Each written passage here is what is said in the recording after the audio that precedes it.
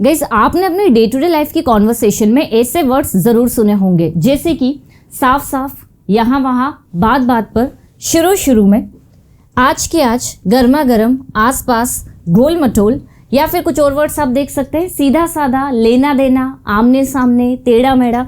तो ये कुछ ऐसे वर्ड्स हैं जो हम अक्सर अपने डे टू डे लाइफ में यूज़ करते हैं, लेकिन कन्फ्यूज़न तब होता है जब हम इसे इंग्लिश में ट्रांसलेट करने की कोशिश करते हैं, क्योंकि आप सोचते हैं कि एक वर्ड यहाँ पर 2 बार आ रहा है तो इसे किस तरह से यूज़ किया जाए, और इसके लिए कुछ अलग वर्ड्स यूज़ किए जाते हैं इंग्लिश में। तो गाइस आज का ये जो क्लास है, आज की जो वीडियो है, थोड़ा सा अलग होने वाला है, क्योंकि आज की इस क्लास में हम लोग कुछ ऐसे ही वर्ड्स पढ़ने वाले हैं। इस बहुत ही ईजी वर्ड्स होते हैं, आपको वीडियो पूरा एंड तक देखना है, साथ ही साथ मेरे साथ प्रैक्टिस करना है, क्योंकि मैं हर एक वर्ड का इंग्लिश मीनिंग बताने के साथ साथ आपको एग्जाम्पल्स भी दूंगी। तो आपको ये सारे वर्ड्स अभी के अभी याद हो जाएंगे, और ये बहुत इंपॉर्टेंट है क्योंकि अक्सर हम इन्हें यूज़ करते हैं जब हम किसी से कॉन्वर्सेशन कर रहे हैं, चाहे आप अपने फ्रेंड से कर रहे हो या किसी से भी कर रहे हो, ऐसे वर्ड्स बहुत ज़्यादा यूज़ होते हैं। सो गाइस वीडियो के एंड तक ज़रूर बने रहिएगा। Let's begin.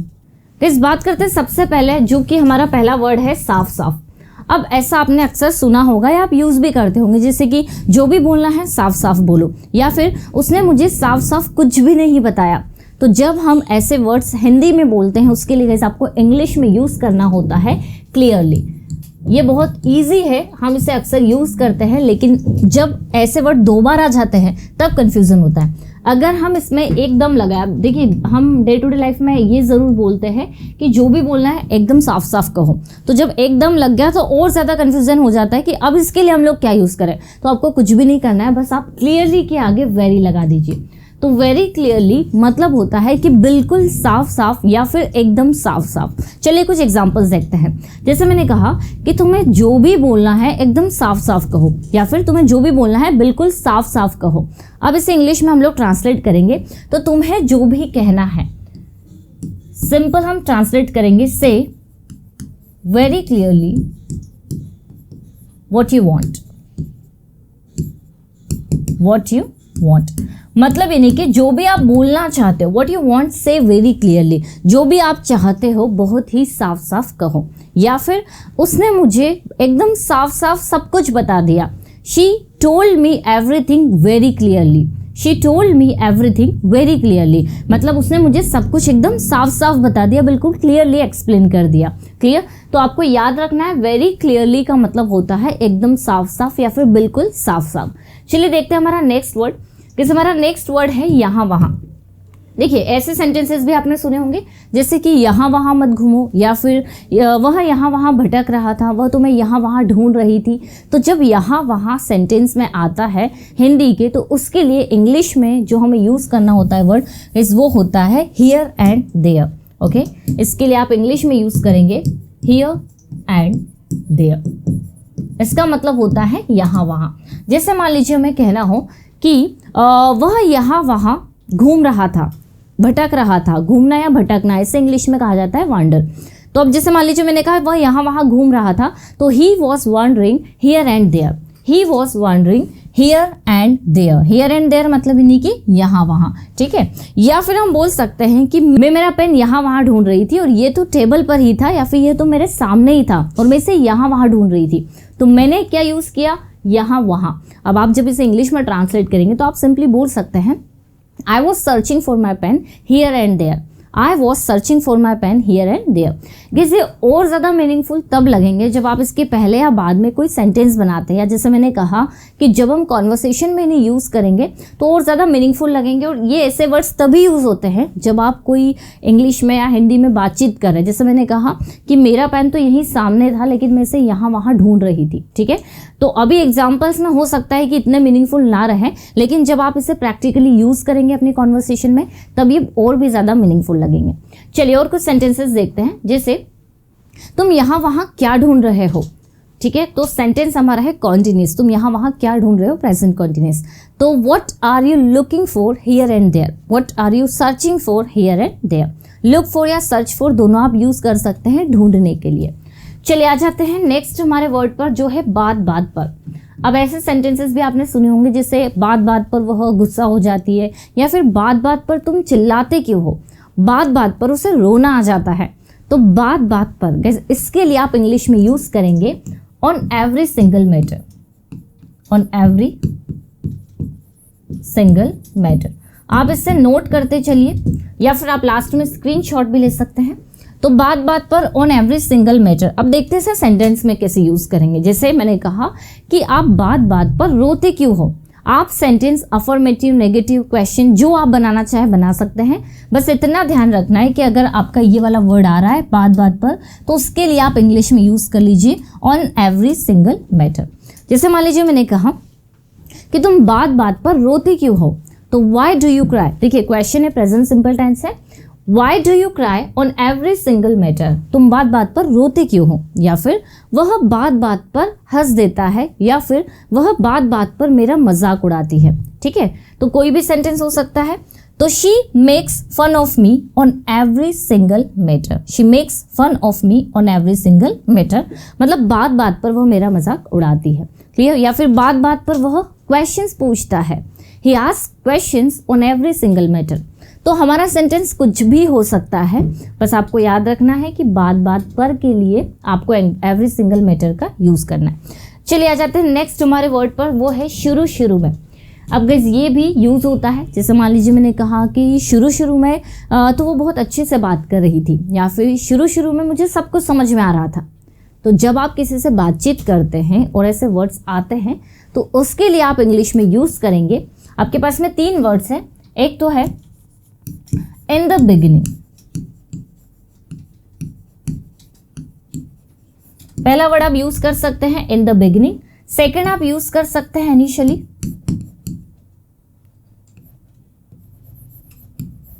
एंड एक और वर्ड आप यूज कर सकते हैं वो है इन स्टार्टिंग। तो आपके पास में ये 3 words in the beginning, initially और इन स्टार्टिंग, तीनों में से आप कुछ भी यूज़ कर सकते हैं। जैसे हम बोल सकते हैं कि शुरू शुरू में मुझे सब कुछ समझ में आ रहा था, तो शुरू शुरू में कोई भी वर्ड ले लीजिए। जैसे in the beginning I was getting everything, okay, या फिर initially I was getting everything, या in starting I was getting everything. शुरू शुरू में उसने मुझसे बात की। अब आप मान लीजिए किसी को बता रहे हैं कि यार उसने तो मुझसे शुरू शुरू में अच्छे से बात की, बाद में उसने मुझसे कोई बात नहीं की, या फिर बाद में उसने मुझसे बात नहीं की। तो यहाँ पर आपने क्या कहा कि शुरू शुरू में उसने मुझसे अच्छे से बात की। तो इनिशियली, इन स्टार्टिंग या in the beginning he talked to me very well, बहुत अच्छे से बात की, he talked to me very well. Clear. तो यहाँ पर आपको ये तीनों वर्ड्स याद कर लेने हैं क्योंकि ये भी बहुत ज़्यादा यूज़ में आते हैं। चलिए आगे बढ़ते हैं। नेक्स्ट हमारा वर्ड है आज के आज। अब देखिए ये भी अक्सर हम यूज़ करते हैं। जैसे तुम्हें यह काम आज के आज ही करना है, आज के आज ही उसने अपना सारा काम कंप्लीट कर लिया, या फिर आज के आज ही उसने सारे चैप्टर्स पढ़ लिए या फिर कंप्लीट कर लिए। क्लियर। तो सेंटेंस कुछ भी हो सकता है, लेकिन जब आ रहा है आज के आज तो इसके लिए गाइस आप यूज़ करेंगे with in today, with in today. चलिए सेंटेंसेस देखते हैं। जैसे मैंने कहा कि मुझे अपना काम आज के आज ही कंप्लीट करना है, ये है हमारा मॉडल, हैव टू का यूज़ करेंगे। तो मुझे अपना काम आज के आज ही कंप्लीट करना है, I have to complete my work within today, I have to complete my work within today. या फिर जैसे हम कहें कि उसने आज के आज में ही सारा काम कंप्लीट कर लिया। अब ये सेंटेंस पास्ट का है, उसने आज के आज सारा काम कंप्लीट कर लिया। शी या ही completed his work within today. अगर हम शी ले रहे हैं तो यहाँ पर हर का यूज़ कर लेंगे, अगर यहाँ ही ले रहे हैं तो यहाँ पर हिज का यूज़ कर लेंगे। तो he completed his work within today या she completed her work within today, मतलब आज के आज ही उसने सारा काम कंप्लीट कर लिया। क्लियर। तो याद रख लीजिए जब भी आप बोल रहे हैं आज के आज, आप उसके लिए इंग्लिश में यूज़ करेंगे विद इन टुडे। चलिए अब हमारा नेक्स्ट वर्ड है जो कि बहुत ज़्यादा इंपॉर्टेंट है, गर्मा गर्म। गाइस इसके लिए आप इंग्लिश में यूज़ करेंगे पाइपिंग हॉट, पाइपिंग हॉट। अब देखिए बोलते हैं ना ऐसा कि सभी को गर्मा गर्म खाना परोस दो, या मुझे गर्मा गर्म चाय चाहिए, या फिर गर्मा गर्म रोटियां ला दो। तो जब आप ऐसे वर्ड्स बोलेंगे आपको उसके लिए पाइपिंग हॉट का यूज़ करना है। जैसे आप बोलना चाह रहे हैं कि सभी को गर्मा गर्म खाना परोस दो, तो serve the food piping hot, serve the food piping hot मतलब गर्मा गर्म खाना। ठीक है। या फिर जैसे आपने कहा कि मुझे गर्मा गर्म चाय चाहिए, तो I want tea piping hot, I want tea piping hot, मतलब मुझे गर्मा गर्म चाय चाहिए। तो आप ये वर्ड भी याद कर लीजिए क्योंकि बहुत ज़्यादा यूज़ होता है, गर्मा गर्म, पाइपिंग हॉट। ठीक है, चलिए वैसे आप हॉट का यूज़ भी कर सकते हैं, सिंगल भी आप इसे यूज़ कर सकते हैं, लेकिन पाइपिंग हॉट भी दोनों तरह से सही है, दोनों यूज़ कर सकते हैं। चलिए नेक्स्ट वर्ड है हमारा आसपास। इस आसपास का इंग्लिश होगा नियर बाय। अब देखिए सेंटेंस में कैसे यूज़ करता है इसे। जैसे मान लीजिए कोई आपसे पूछ रहा है कि यहाँ पर आसपास कोई शॉप है क्या, या फिर आप किसी को बता रहे हैं कि यहीं पर पास में या आसपास एक दुकान है। ठीक है, तो आप चाहे बताएं किसी से या कोई आपसे पूछ रहा हो, लेकिन हिंदी वाले सेंटेंसेस में जब आसपास का यूज़ होता है आपको इंग्लिश में उसके लिए नियर बाय का यूज़ करना है। जैसे आप मान लीजिए किसी को बता रहे हैं कि यहीं पास में एक शॉप है, तो आप बोल सकते हैं there is a shop nearby, there is a shop nearby, मतलब यहीं आसपास में एक शॉप है, यहीं पास में एक शॉप है। क्लियर, तो नियर बाय मतलब होता है आसपास, इसे भी याद कर लेना है आपको। किस नेक्स्ट हमारा वर्ड है गोल मटोल। देखिए गोल मटोल आप जब किसी पर्सन के लिए बोल रहे हैं, कोई मोटा है, गोल मटोल हम अक्सर यूज़ करते हैं, तो आप इसके लिए इंग्लिश में चबी का यूज़ कर सकते हैं। ठीक है, ये है हमारा एक वर्ड जो कि गोल मटोल के लिए यूज़ होगा, मतलब आप बोलना चाह रहे हैं कि वो मोटा है, ठीक है, गोल मटोल है, तो इंग्लिश में आप चबी बोल सकते हैं। जैसे ही इज़ वेरी चबी, वो बहुत ही ज़्यादा मोटा है या फिर गोल मटोल है। क्लियर, तो एक और वर्ड है हमारे पास में। चलिए आगे बढ़ते हैं। नेक्स्ट हमारा वर्ड है सीधा साधा।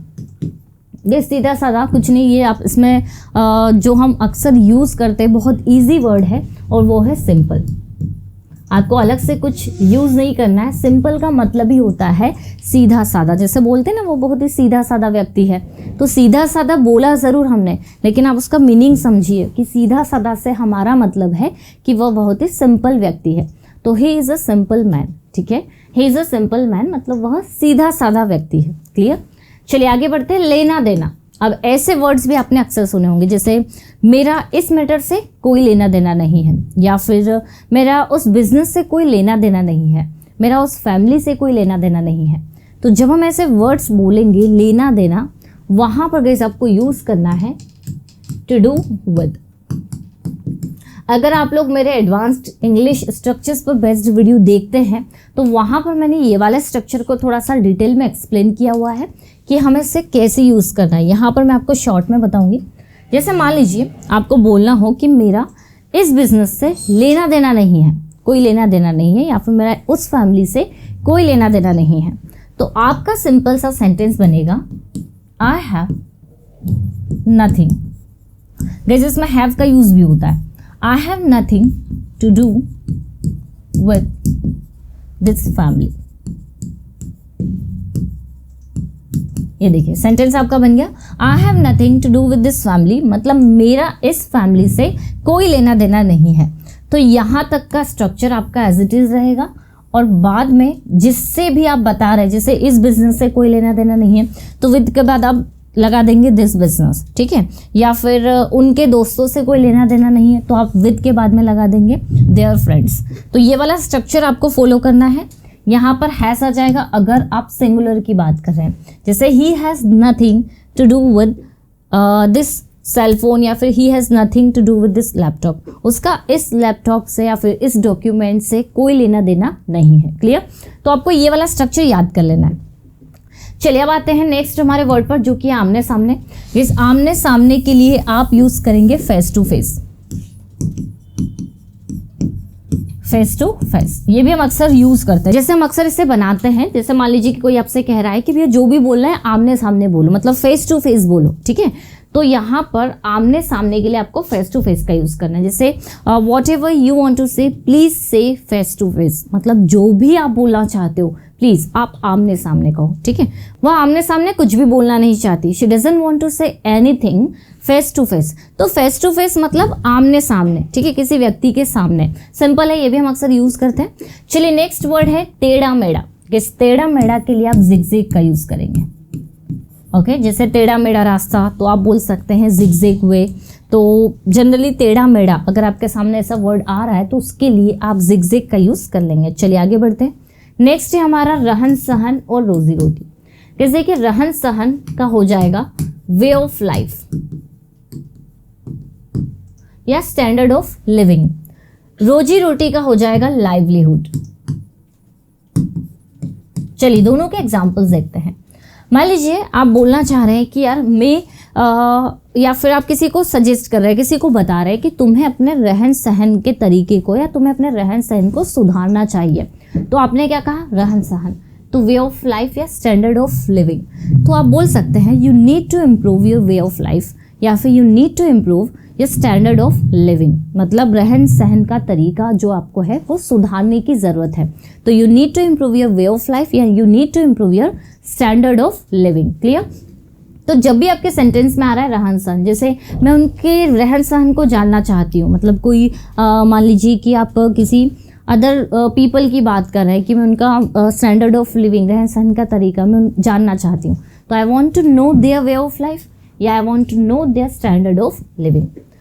नेक्स्ट है रोजी रोटी, लाइवलीहुड। आप किसी से पूछ रहे हैं कि आप भैया क्या करते हो रोजी रोटी के लिए, जीविका के लिए, ठीक है? तो सिंपल सा आप इसको इंग्लिश में ट्रांसलेट कर सकते हो, what do you do for livelihood. What do you do for livelihood मतलब आप रोजी रोटी के लिए, अपनी जीविका के लिए क्या करते हो। क्लियर? सो गाइस ये कुछ ऐसे वर्ड्स थे जो 2 बार रिपीट होते हैं और अक्सर हमें कंफ्यूज कर देते हैं। कहीं ना कहीं अगर देखें तो ये बहुत ज़्यादा सिंपल भी है, लेकिन इन्हें एक बार पढ़ना ज़रूरी है, क्योंकि अगर हम पढ़ लेंगे तो हम इसे कभी नहीं भूलेंगे। आई होप गाइस ये छोटा सा वीडियो आप लोगों को अच्छा लगा होगा। और या प्रीमियम क्लासेस हमारी चल रही है, अगर आप उसमें डेमो लेना चाहते हैं 2 से 3 दिन का, तो इन कॉन्टैक्ट नंबर पर आप कॉल करके इन्फॉर्मेशन ले सकते हैं। आपको 2 या 3 दिन का पूरा फ्री डेमो मिलेगा, जहाँ पर बहुत ज़्यादा स्पोकन एक्टिविटीज़ होंगी।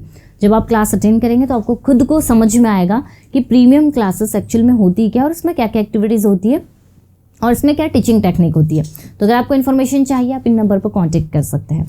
अगर वीडियो अच्छा लगा है तो लाइक शेयर ज़रूर करिएगा। मिलते हैं हम लोग अपनी नेक्स्ट क्लास में। Till then bye bye, take care.